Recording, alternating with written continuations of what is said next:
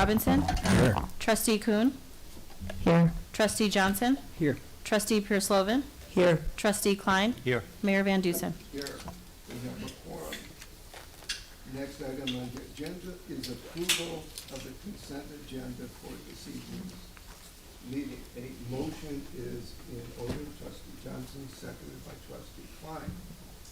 Is there anything on the consent agenda anybody would like to have moved?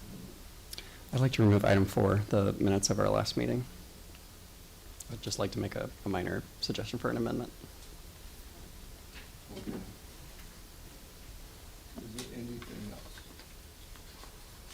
If not, call the roll, please. Trustee Sutker? Aye. Trustee Robinson? Aye. Trustee Kuhn? Aye. Trustee Johnson? Aye. Trustee Pierce-Lovan?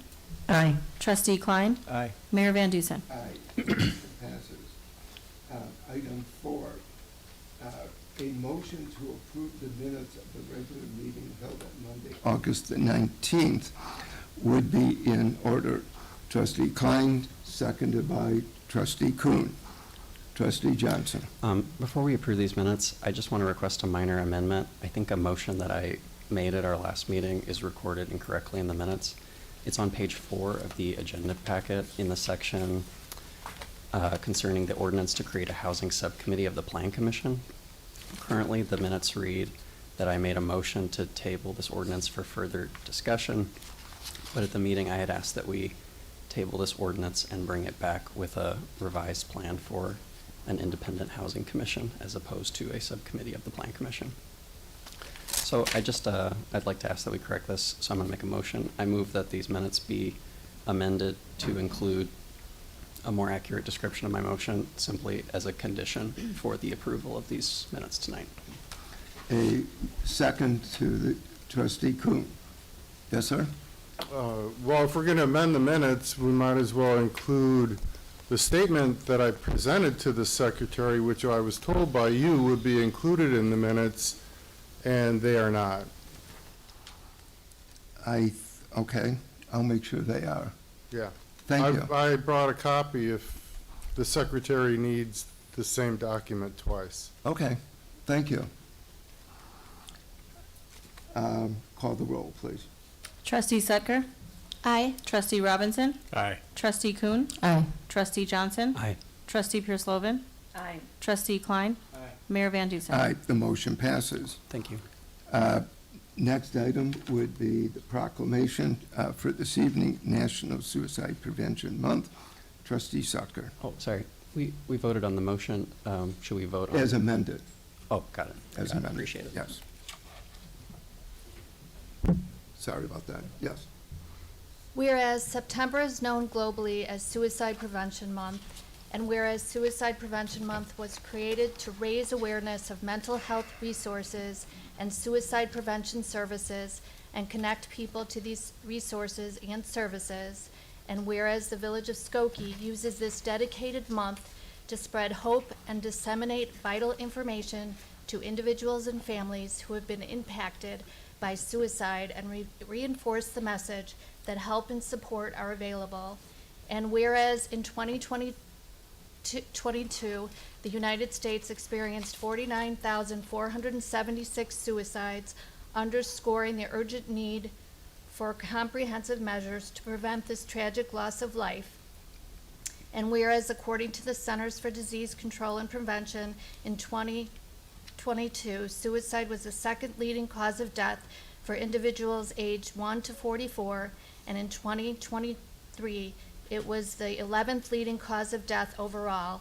And whereas suicide has led to significant loss of life and deep emotional trauma for friends and families in Skokie, with 41 deaths reported in the past decade, according to the Cook County Medical Examiner, and whereas suicidal thoughts, like other mental health conditions, can impact individuals of any age, gender, or background, the Village of Skokie emphasizes the importance of cultivating a compassionate and non-judgmental environment where individuals feel safe and supported in seeking help. And whereas it is time to raise awareness and foster open discussion about mental health and suicide prevention, breaking down the barriers that perpetuate stigma and open dialogue. And whereas to streamline response and save lives, the 988 National Suicide Prevention Lifeline was launched in 2022 to connect callers to mental health professionals trained to provide immediate counseling, de-escalate suicidal or distressed thoughts, and connect people with local resources. And whereas the Skokie Health and Human Services Department has licensed clinical social workers readily available to the Skokie community, ensuring that all individuals have access to the necessary tools and community resources for discussing suicide prevention and seeking assistance. And whereas the Village of Skokie's innovative co-responder unit provides a licensed social worker and a crisis intervention trained police officer to respond collaboratively to crisis calls, de-escalating the crisis, linking residents and their families to services, monitoring individuals after the initial response, and providing follow-up with individuals in need of ongoing services. And whereas this program has responded to over 1,046 crisis calls over the last year alone, and 74 Skokie police officers have attended and completed the 40-hour state-certified crisis intervention team training. Now therefore, I, on behalf of George Van Duzen, Mayor of the Village of Skokie, do hereby proclaim the month of September 2024 as National Suicide Prevention Month, past this third day of September 2024. Thank you. Thank you. Trustee Robinson. Yeah, I just couldn't help myself to comment about the month. Just again to elevate and lift the voice for so many in our communities. I think we've all probably known someone who has walked this journey, or the family who's walked this journey. And I, for certain, as a school educator, have seen this far too many times. So I would just say extend the hand of friendship. Check on someone, a loved one, someone you haven't seen in a while. Give them a call, stop by, say hello. Just, educate yourselves about the signs of suicide, and just, go that extra mile. Well put. Thank you. Next item on the agenda is report of our village manager, John Lockerbie. Thank you, Mayor Van Duzen and trustees. Good evening, everyone. Items A, B, C, and D were approved as part of tonight's consent agenda, and that completes my report. Thank you. Next item is report of the Corporation Council, Michael Lorge. Thank you, Mayor, trustees. Good evening, everyone. Items A and B are ordinances which were on the consent agenda tonight and were adopted at the beginning of this evening's meeting. Excuse me. Item C is an ordinance which is on the agenda for first reading tonight. The second reading will be on September 16th, 2024. This ordinance sets the compensation for the mayor, board of trustees, and village clerk to be elected at the April 1, 2025 general election. By state law, changes in salaries for elected officials are set 6 months prior to the elected officials taking office. The compensation for the elected officials for the next term will begin in FY 2026 for their respective terms. This ordinance therefore concerns salaries or stipends for the mayor, trustees serving at large, trustees serving in districts, and the clerk. Are there any comments or questions? I would like us to, sorry, I didn't raise my hand, I apologize. No. I think I would like to have some background information as to the last time we have given compensation, cost of living increases to the mayor and the village clerk. I'm not comfortable speaking about it, for the trustees, as I am a sitting trustee, but I'd like at least to know what the compensation and when the last increase for the village clerk and mayor has been, so that we have some historical context to this conversation. So I believe late today, Mr. Lockerbie sent out some information. I can summarize it, especially for those who are here tonight or watching by video. Going back to FY06, remember that these all go through the full 4-year cycle because of state law. Any change that's made then is the only change that's made for that four-year cycle of elected officials. So FY06, the salary for mayor was $25,750, and for clerk, it was $63,767. During that four-year term from FY06 to '09, there were cost of living increases of about 3%. FY10, the salary for the mayor was $29,050, and for the clerk, it was $70,873. And then again, over those 4 years, from FY10 to FY13, there were COLA or 3% increases. In FY14, the salary for the mayor locked in at that last amount from the previous FY13 at the amount of $32,200, and for the clerk, it went to specifically to $78,351. And while the mayor's laid flat, the clerks did have a COLA or acceleration that in year FY17 ended at $85,616. Since that time, the salaries simply remained flat, that being for mayor $35,000, that being for the last 8 fiscal years, and for the clerk $87,000, remaining flat for the last 8 years, the last 2 terms. No other changes were made. There was similar, although you didn't specifically ask, I can say there were similar small COLA increases in the trustees' salaries. In terms of historical reference, that FY17 going from $32,200 to $35,000, and from $85,616 to $87,000 was a little more than a cost of living, and that's why it laid flat now for 8 years. Obviously, not staying in pace with anything, but their stipends, and that's how that progressed. We would point out that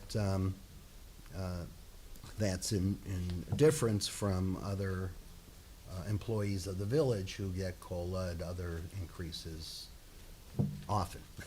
So, does that Thank cover you. it? Yes, I did read the email that was given to us prior to the meeting, but I thought it was important to have it on record and to have this discussion so that everybody knows openly what has been the history historically. I would like to see that we, as I said, I will not address it from the trustee perspective because I'm uncomfortable as a trustee to suggest a 3% increase in my present seat. But I would like to suggest a COLA increase for the mayor and the clerk, as there hasn't been one for 8 years. So a 3% cost of living does seem to me that would be the appropriate thing that we should amend. To clarify for the record, though, that would be voted, at least proposed tonight, and then on second reading voted on with due notice. It would be only effective for those individuals in the next terms. It will Correct. not be in any way affecting those who are sitting in those positions at this time. Thank you for the clarification, but I have reasons to not want to be involved in the next terms for the trustees. So, yes, I would like us to consider that amendment for the second reading, and if one of my colleagues would like to suggest it for the trustees, I welcome that suggestion. Are there any comments? So is there a motion on the floor? Well, what I would like to know, is there a consensus? If there is, then when we bring back the ordinance, the compensation ordinance for second reading, it would include the suggestion that Trustee Pierce Sullivan has made. But if someone would second tonight, that would enable it to be set for review at the next meeting. So I'm making Second, a then we- formal motion that for the second reading, that we give a COLA increase for the mayor and the clerk. Okay. And that can then be, And second by Yeah. trustee Robinson. Okay, so we would then, we will include that in the next, in the ordinance. Right. Okay. Yeah, should we vote on that? I mean, if we take a second, I think the second will sit. I don't believe you want to vote tonight, as in anything, we like to have the 2 weeks in between voting. If you want to vote that that's the ordinance you want to bring back, I think that sort of confuses things, but we could do that as well. okay. So no motions on the floor? So, okay, we will bring the ordinance back with that included in the revised ordinance.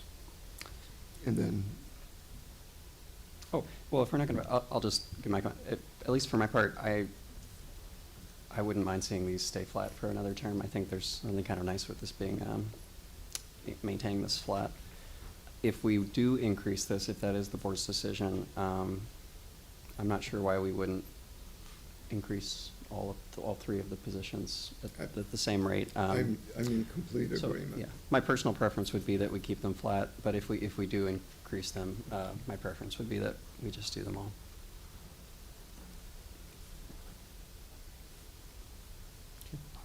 Well, what we can do is, we will bring something back amended, and the board will then, we will then have a vote on it. And if the board wishes, they can always propose an amendment to change it. Okay, That would complete my report for tonight. thank you. Next item on the agenda, trustee Pierce-Logan. Thank you, Mayor. And under new business, I would like to suggest that on October 7th, many of us will not be able to attend the board meeting. So I move that we reschedule the October 7th board meeting to October the 8th, Which is a Tuesday. which is a Tuesday. Second by trustee Sucker. Any comments or questions? If not, call the roll, please. Trustee Sucker? Aye. Trustee Robinson? Aye. Trustee Kuhn? Aye. Trustee Johnson? Aye. Trustee Pierce-Lovan? Aye. Trustee Klein? Aye. Mayor Van Dusen? Aye, the motion passes. We will, And Mayor, obviously, then thereafter, we have to give a public notification for the change of date, and thank you very much. you're welcome. Next item on the agenda is public comment. Is there anybody who wishes to address the village board? Yes, ma'am. Just,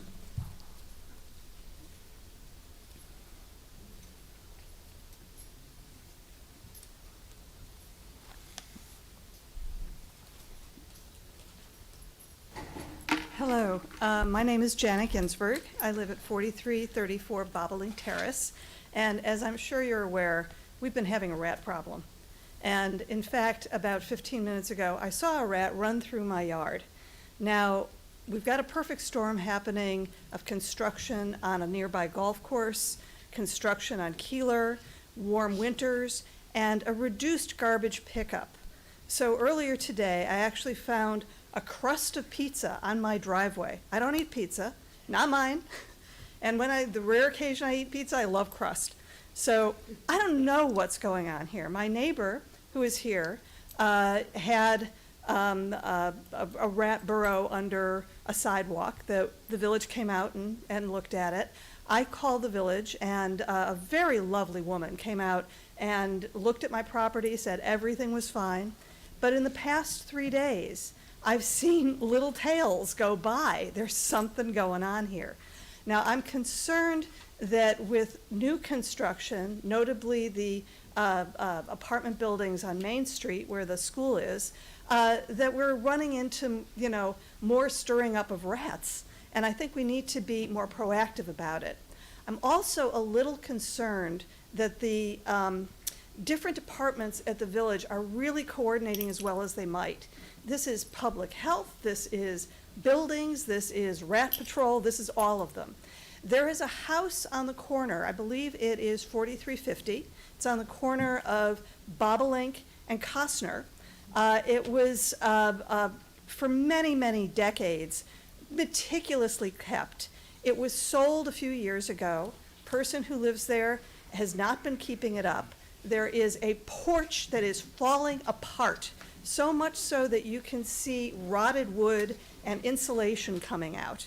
This is not good for the neighborhood, and it looks like a Hilton for a rat. So, you know, I've certainly complained about it. I know from the person who came out and looked at my property that they're aware of it. But I began to wonder if there are hot spots, whether there's a need for a freedom of information request to figure out where are all the rat sightings here. I mean, you hear it around the neighborhood, and you hear that there's more. I've lived where I live for decades, and this is the first time this has ever been a problem. So I just wanted to encourage the departments to work together more. I would love to see the public health department more involved and begin to put together the data where you could see, are there hot spots? Do we need to be proactive about it? If a property owner isn't doing what we want them to do, like clean up that broken down porch, you know, how long do we wait until other properties are affected by this?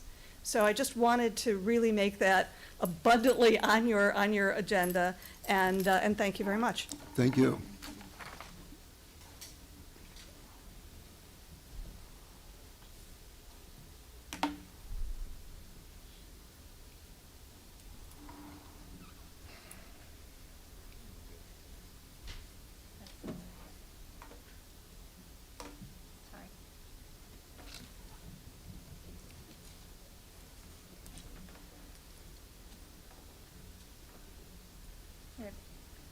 First of all, I would like to congratulate the village again on the award and the really gigantic check that we received today for the grant for electrifying, so that's great. I'm happy to see those things, and it was exciting that the governor came and that there was Secret Service, or whatever you call them for governors. So today I'd like to talk a little bit about the costs of climate change, because this is in the context of conversations that have occurred up here on the dais a couple of meetings ago about trying to get small landscapers to transition to electric equipment. The concern was that the smaller landscapers can't afford it. And the truth is, we can't afford for them not to. So this is just $1 billion disaster event counts, and these are all of the other years. And if you'll take a look at the years that, right, the number of $1 billion storms is just going up and up and up. Here's another one of different types of storms. So here's how to read this graph. The bars are this axis, and the lines are this axis, and these numbers are adjusted for inflation to, I believe, $2024. The first time I looked at this graph, it was $2022. I don't know if they changed their accounting. But the point is that these are storms where municipalities have to pay out, states have to pay out for aid, and the federal government has to pay out for aid. So everybody is paying for this with our tax dollars. We need to stop burning stuff, including the gas that's in the leaf blowers and the lawnmowers. So imagine there's a storm, right? It's either wildfire or a flood or a tornado. People lose their homes. There are all these psychological effects of losing all of your possessions. You have nowhere to live, right? You're staying in a motel until your home can be rebuilt. You have no kitchen, so now you have to eat out in restaurants, and that's costing you. It's not something you're asking for insurance for. You have to pay that cost. You have to buy new clothes. It's hard to get to work when the roads are wiped out. You have maybe less access to the doctor. School can't open because no one can get there because there's no road, right? These are all costs that we all pay. So asking these landscapers to take 5 years to transition is a small ask compared to what everything else is costing. And in terms of heat, right, every year it's getting hotter. They even mentioned today that 2023 was the hottest year on record. every year it seems like it's the hottest year on record. And humans are less efficient when it's hot. This is a reference from a peer-reviewed article. Here's the DOI. All you have to do is just put that into the DOI thing. So that costs the companies money. It costs consumers money that there's damage to staple crops like corn and wheat. They don't develop properly. The heat sterilizes the pollen if it's hot at the wrong, okay. Anyway, it costs everybody a lot of money. So, oops, that was the wrong button. Yes, thank you for your time. Thank you.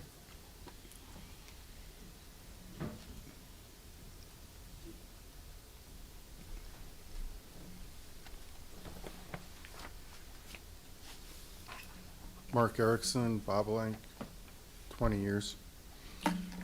Within a week of me addressing 2024, the Summer of the Rat, at the last Board of Trustees meeting, my neighbor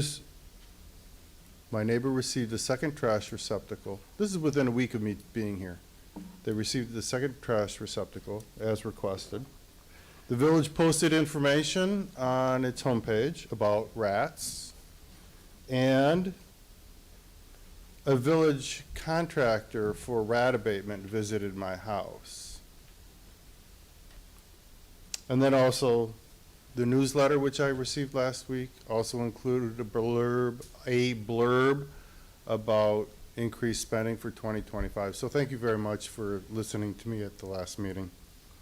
But curiously though, the newsletter said, quote, several consecutive mild winters, unquote, contributed to the proliferation of rats in Skokie. Well, that's not new news to anybody. We all know that we've had consecutive mild winters, so I don't know how Skokie has reacted I don't know how Skokie has been proactive in its approach when it already knew that there's been consecutive mild winters. Regarding my interaction with that contractor, Platinum, which is based in Lansing, Illinois, like near the Indiana border, nowhere near Skokie, I briefly spoke to one employee. He couldn't talk long because he and his coworker that are assigned to the exclusive contract in Skokie, 2 people, out of Lansing, he couldn't talk to me for very long because he had an additional 370 houses to go to. That's what he told me. I don't know how 370 residents can be reviewed by 2 employees over the course of the next rat birthing cycle. I mean, it just that, you know, once you hit 300 homes, the rats have already multiplied. So it's extremely odd to me that only 2 people are assigned to this contract, this exclusive contract given to Platinum based in Lansing, Illinois. So here's another misstep by the village. Last week, 2 senior citizens had their garbage can cited by the village for leaving it out after 6 p.m. on collection day. So these bins are empty, yet they get cited for leaving them out after 6 p.m. So instead of the village citing residents, and I just saw it coming here tonight, having bins open, our collection is tomorrow morning around 7:30, or trash in bags Monday night before a Tuesday morning collection. The village is citing senior citizens for leaving their empty trash bins out at night? That makes no sense to me whatsoever. The village has to monitor the effectiveness of Platinum. Please be good stewards of taxpayers' money, because the as Janet mentioned, the golf course construction is going to continue. So please develop a more robust plan for 2025. Thank you. Thank you. Is there anybody else who wishes to address the board? If there are no other comments, I'll address the board from the podium.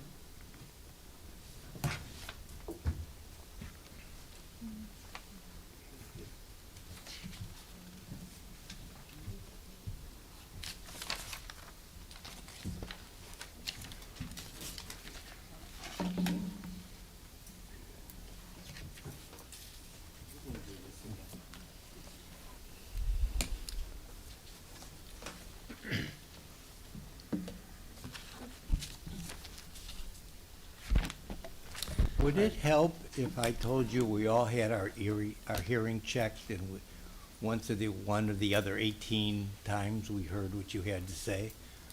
Would that make a difference to you?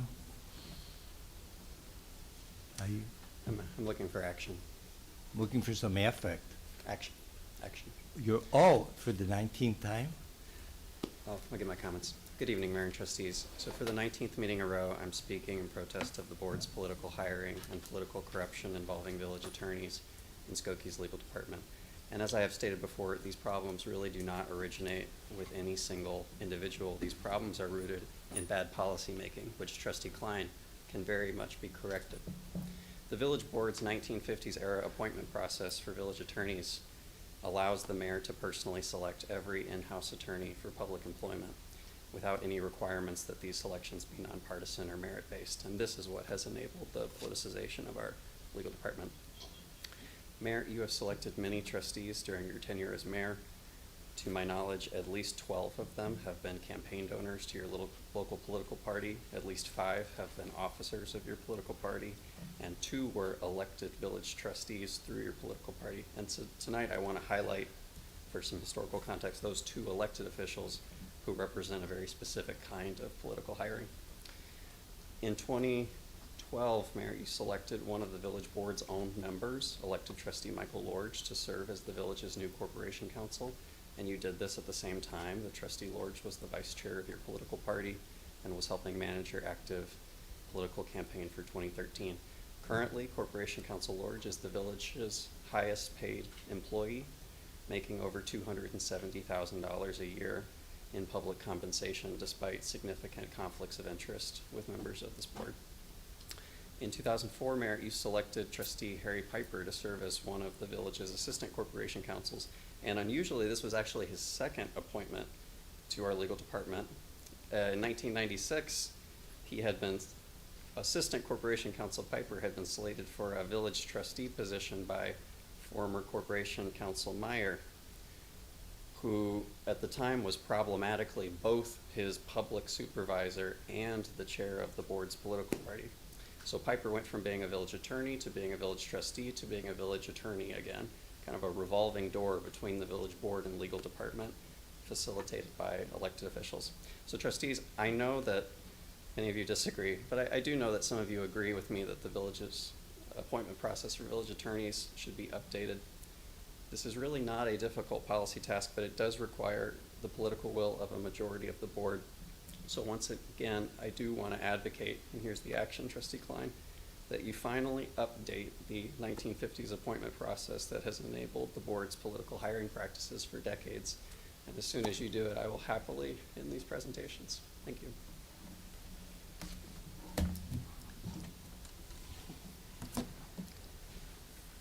Are there any other comments? If not, Trustee Sucker, I move we adjourn. we are adjourned.